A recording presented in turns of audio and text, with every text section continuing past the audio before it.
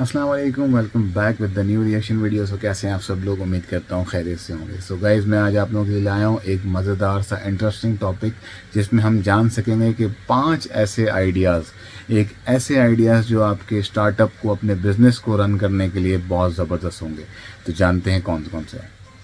What's up guys, this is Ramo। तो ये रहा हमारा इंडिया, एकदम सबसे हरा भरा। और आज हम देखने वाले हैं इंडिया के कुछ ऐसे यूनिक स्टार्टअप्स जो बिल्कुल ही कुछ हटके कर रहे हैं इस पूरी दुनिया भर में से। नहीं, मैं आपके सामने स्काई रूट, प्राग या क्रेड जैसे स्टार्टअप्स की बात नहीं करने वाला हूँ। अच्छा। बल्कि कुछ ऐसे स्टार्टअप जिन्होंने कुछ अलग करने की ठान ली है और जो एक अलग ही लेवल में बवाल मचा रहे हैं। बिजनेस आइडियाज हैं, कंट्रीब्यूट भी कर रहे हैं चेक बिजनेस करते वर्ल्ड हैं। में। तो बहुत कुछ नया सीखने को और देखने को मिलेगा आपको इस वीडियो में कि किस टाइप की यूनिक स्टार्टअप्स आ रहे हैं इंडियन मार्केट में। तो बिना किसी देरी के शुरू करते अपने इस लिस्ट के 5वें नंबर के स्टार्टअप से। अच्छा, नॉर्मली जो हम सेल यूज करते हैं ये मेनली हार्मफुल केमिकल से बने होते हैं, लेड या मरकरी जैसे केमिकल से। जब हम इन्हें यूज करके फेंक देते हैं तो ये हार्मफुल केमिकल रिलीज करते हैं, जो कि नेचर के लिए बहुत खराब चीज है। फिर ये लंबे समय तक भी टिक नहीं पाते हैं। तो यही सब प्रॉब्लम को सॉल्व कर रहे हैं ये एलोई सेल स्टार्टअप। जी हाँ, बिल्कुल ही नए कंसेप्ट के साथ ये आए हैं। ये सेल बना रहे हैं एलोवेरा से। जी हाँ, जिन्हें हम बॉडी स्किन के लिए, हेयर सॉल्यूशंस के लिए और कितनी सारी चीजों के लिए हम एलोवेरा को यूज करते हैं। और अब तो सेल्स बनाने के लिए भी यूज हो रहा है। अब आप सोच रहे होंगे पक्का महंगा होगा, पर आपको बता दो ये 10% सस्ता है नॉर्मल सेल्स से और ज्यादा लंबा भी चलेगा नॉर्मल सेल्स से। अच्छा। और मेड इन इंडिया है तो ऑब्वियस बात है क्वालिटी भी एकदम टॉप क्वालिटी होगी। आज की डेट में स्टार्टअप सिर्फ इंडिया में ही पॉपुलर नहीं हो रहा है, बल्कि कई सारी कंट्रीज में इसको यूज करा जा रहा है। इतने नहीं, कई बड़ी कंपनीज के हेडक्वार्टर में भी इस स्टार्टअप को प्रेजेंट किया गया है, जैसे गूगल हो गया, इंटेल, एप्पल, नासा। तो ये बहुत ज्यादा प्राउड वाली बात है। अगर तुम सा स्टार्टअप को और नजदीक से देखे तो 2018 से इस कंसेप्ट पर काम चलना चालू हो गया था। 2019 में इन्हें बेस्ट आइडिया का प्राइज भी मिला और 2020 तो बस इनका ही साल था। ऐसे यूनिक आइडिया इंडियंस के हो सकते हैं। इंटरनेशनल मीडिया ने इन्हें कवर करा तो ये बहुत ज्यादा पॉपुलर हो गए थे 2019 में ही। और इन्वेस्टर इनके स्टार्टअप नेक्सस है आज की डेट में। फंडिंग अमाउंट इन्होंने अभी तक डिस्क्लोज किया नहीं अपना। मेन मार्केट आज की डेट में इनकी इंडिया में ही है, तो बहुत कम टाइम में बहुत ज्यादा पॉपुलर हो गई है और बहुत ज्यादा जबरदस्त स्टार्टअप भी है। तो देखना ये है कि आगे आप कितना ज्यादा और ये ग्रो होते हैं।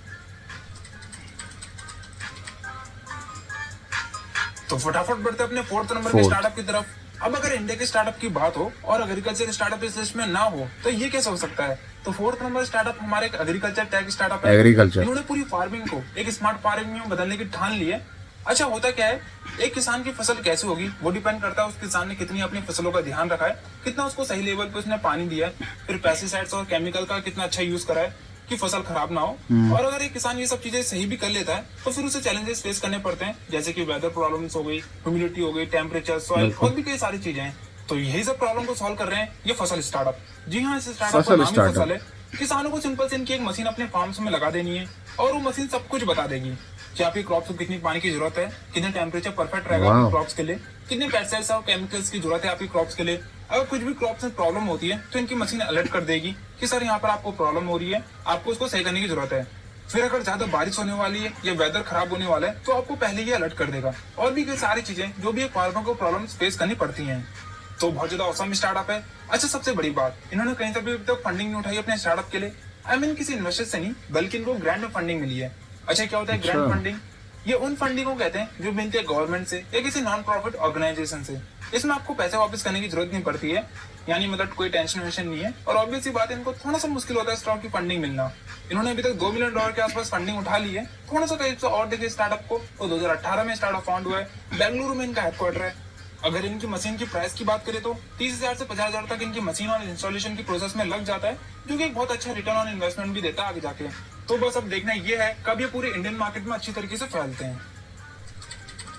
नंबर 3। तो अभी बढ़ते अपने तीसरे नंबर के स्टार्टअप की तरफ। अच्छा, अगर आप जॉब वगैरह करते होंगे या आपके घर में कोई जॉब वगैरह करने वाले होंगे तो आपने एक चीज जरूर देखी होगी कि महीने के एंड तक सारी सैलरी खत्म हो जाती है या यूज हो जाती है एक्सपेंसेस में। फिर या तो किसी दोस्त से मांगने पड़ते हैं या फिर कहीं से बोरो करना पड़ता है। तो यही सिचुएशन किसी को भी फेस ना करना पड़े, यहीं पर स्टार्टअप हेल्प में आता है कारवा। ये सर्विस ऑफर कर रहे हैं। अगर कोई जॉब वाले लोग हैं और उन्हें महीने के एंड तक कुछ पैसों की नीड है तो उन्हें दूसरे लोगों से मांगने की यहाँ पर जरूरत नहीं है।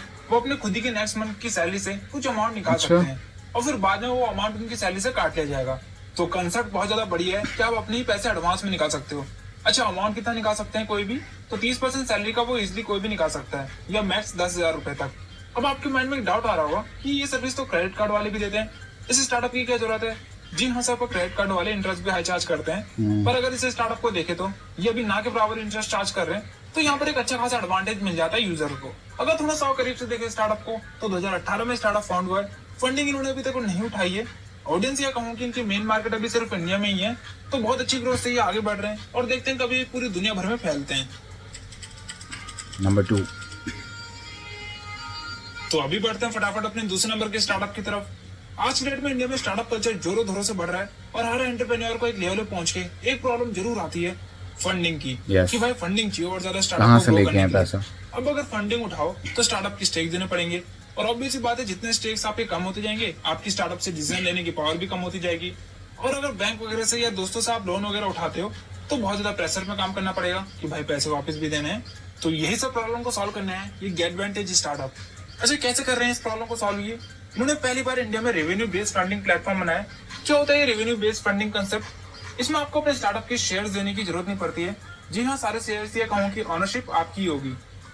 ये थोड़ा सा हटके काम करते हैं। इन्हें आपके स्टार्टअप के ऑनरशिप से या डिसीजन से मतलब नहीं होता, बस इनको हर साल या कहूँ कि हर महीने कुछ परसेंट रेवेन्यू चाहिए होता है आपके स्टार्टअप के रेवेन्यू में से। तो ऑब्वियस बात है ये स्टार्टअप उनमें ही इन्वेस्ट करता है जिनका कैश फ्लो अच्छा खासा रहता है।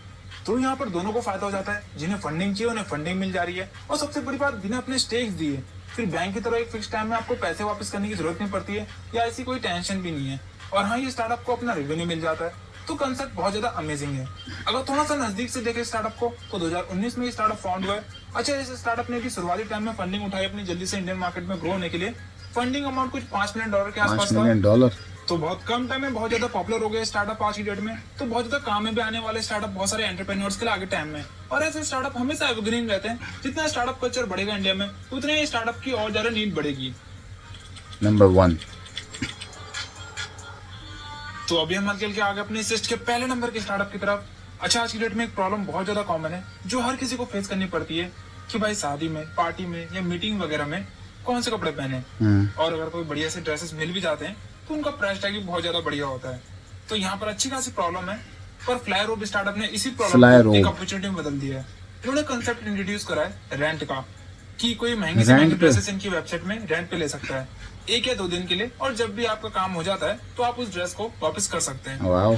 अच्छा, सबसे बढ़िया बात इनके स्टार्टअप की, अगर आप किसी सेलिब्रिटी के फैशन स्टाइल को फॉलो करते हैं और आप चाहते हैं खास यही सेम ड्रेस मैं भी पार्टी में पहन के जा सकता तो कितना सही होता। तो यहाँ पर भी स्टार्टअप हेल्प में आ जाता है। इन्होंने लगभग कई पॉपुलर इंडियन सेलिब्रिटीज की बेस्ट आउटफिट्स भी अपनी वेबसाइट में लिस्ट करा रखी हैं, तो उन्हें भी आप आराम से रेंट पे ले सकते हैं 1 या 2 दिन के लिए, वो भी सस्ते प्राइस में। तो ये स्टार्टअप लड़कों का तो पता नहीं, पर लड़कों के लिए बहुत ज्यादा हेल्प में आ रहा है स्टार्टअप आज की डेट में। अगर थोड़ा सा और देखें स्टार्टअप के बारे में तो 2015 में स्टार्टअप पे काम चलना चालू हो गया था। अच्छे खासी $10 मिलियन तक इन्होंने फंडिंग उठा चुके हैं आज की डेट में। ये आज की डेट में इनकी मेन मार्केट इंडिया के साथ अमेरिका में भी हो चुकी है, तो बहुत बढ़िया तरीके से ग्रो हो रहे हैं। बस अब देखना है कि कभी पूरी दुनिया भर में पॉपुलर होंगे। सो गाइज, ये थे टॉप 5 जो है बिजनेस आइडियाज़। आपको कैसे लगे? मुझे तो बड़ा ज़बरदस्त लगे, क्योंकि ये इनोवेटिव आइडिया सिर्फ इंडिया में ही आ सकते हैं और कहीं नहीं आ सकते। आपको क्या लगता है कमेंट सेक्शन में ज़रूर बताएं और चैनल को सब्सक्राइब करें। थैंक यू, अल्लाह हाफ़िज़।